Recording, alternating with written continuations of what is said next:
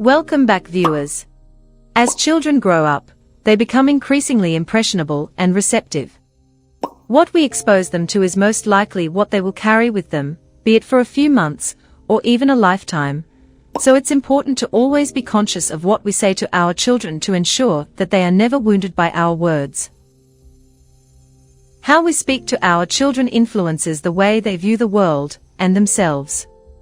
So it makes sense that we should speak to them in a healthy manner, to help them grow, and to make them feel supported and loved. Here are some of the things that we should never say to our children. Before we begin, if you are new here, click the subscribe button for more parenting videos like this, and comment below, "I subscribed," so we can welcome you. 1. Stop crying, you'll be fine. Telling children to stop crying makes them feel like they are wrong for showing emotion.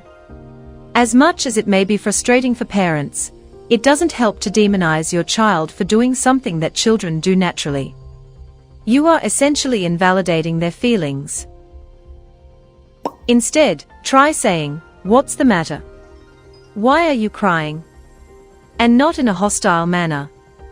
Your child will then be more inclined to communicate her feelings and tell you the problem beforehand in future.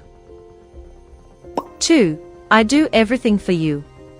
As much as it is true that parents do a lot for their children, constantly reminding them of it can make them feel like a burden rather than love. It's usually said to discipline a child, but is a rather hostile thing to say. Instead, try saying, "We do things for you, because we love you, so please do that for me." 3. You did well, but you could do better. Firstly, any compliment that's followed by, "but" should be avoided, as it takes away the meaning of the compliment itself. Celebrating small victories is a way to motivate children to constantly do well. Using the word "but" will make them feel like they have not really made you proud and didn't do enough, which will certainly do more harm than good. Instead, try saying, "You did well and I am proud of you. I bet you're going to keep getting better and better." 4. Don't eat that, or else you're going to get fat. This is a major no-no.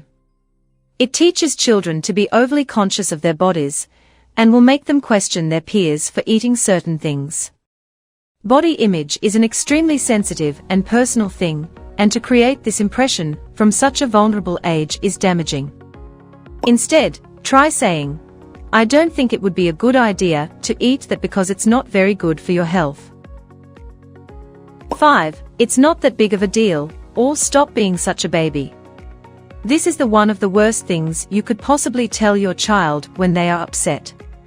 It invalidates their feelings and makes them reluctant to openly talk to you. Children should feel comfortable with communicating their feelings, and telling them, "It's not that big of a deal," will make them question themselves.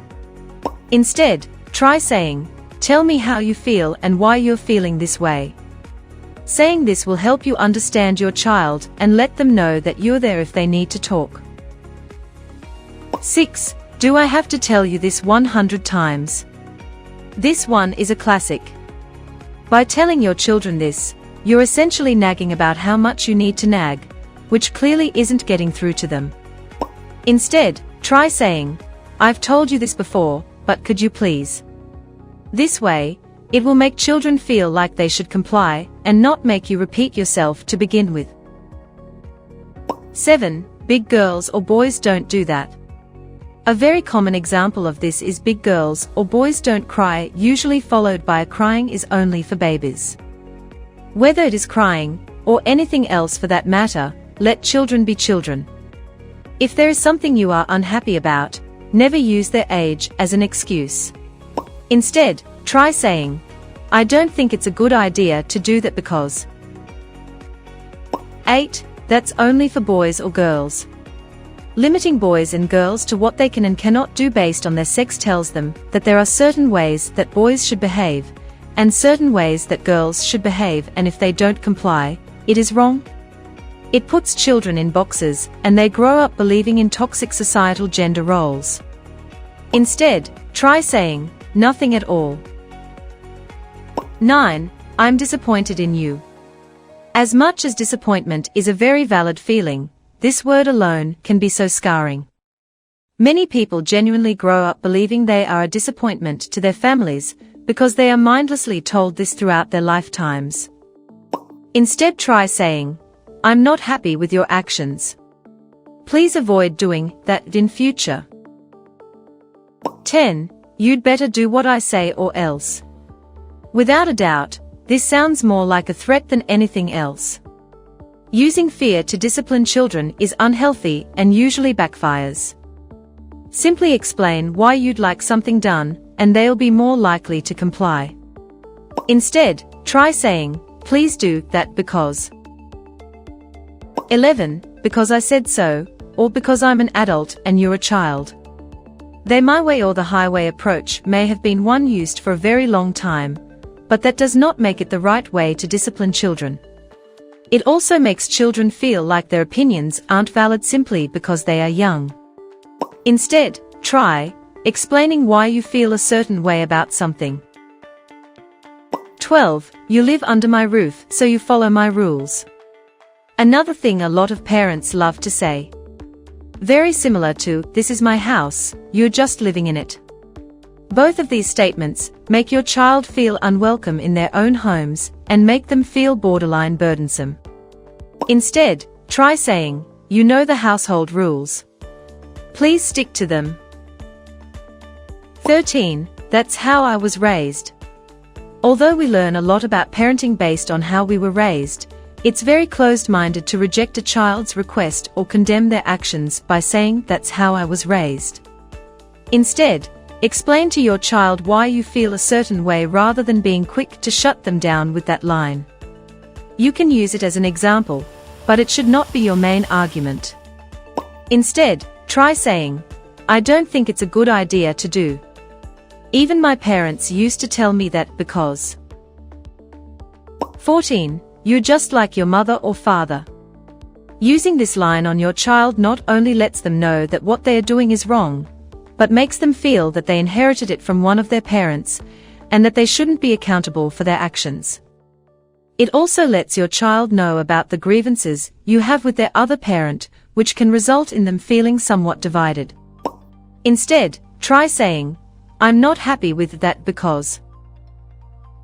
15. We can't afford that.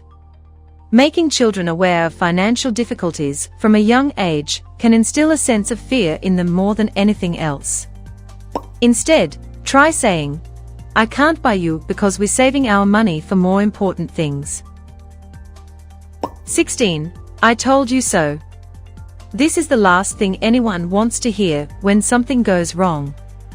Yes, you may have been correct in what you warned your child about, but comforting them instead of throwing it in their face will make them feel more open to talk to you in future.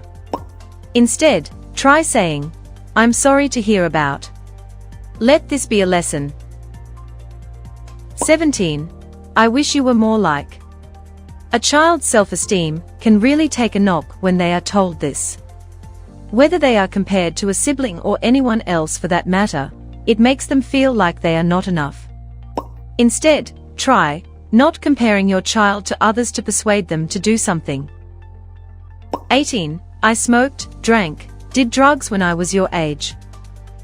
Telling your children about certain experiences is not always the best thing to do, as they may think they will be excused from the consequences if they do it themselves. The "but you said you did this when you were my age" will always come back to bite you.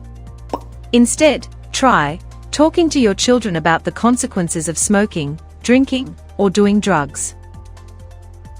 19. It's just a little white lie. Once children become familiar with the term little white lie, they think it is okay to do it all the time. Instead, try explaining when it's okay to use white lies to be polite and not hurt someone's feelings, before the lines between lies and little white lies become blurred for them. 20. You're too young to think about this. Shutting down a child's curiosity will make them less likely to ask you things in future, and they'll seek answers from other sources that may not be as trustworthy. Instead, try saying, "I'm not ready to discuss this with you now, but one day we'll definitely talk about it." Alternatively, if you're ready and feel that they are old enough, just answer their questions. As always, happy parenting. We're here for you. Thanks for watching.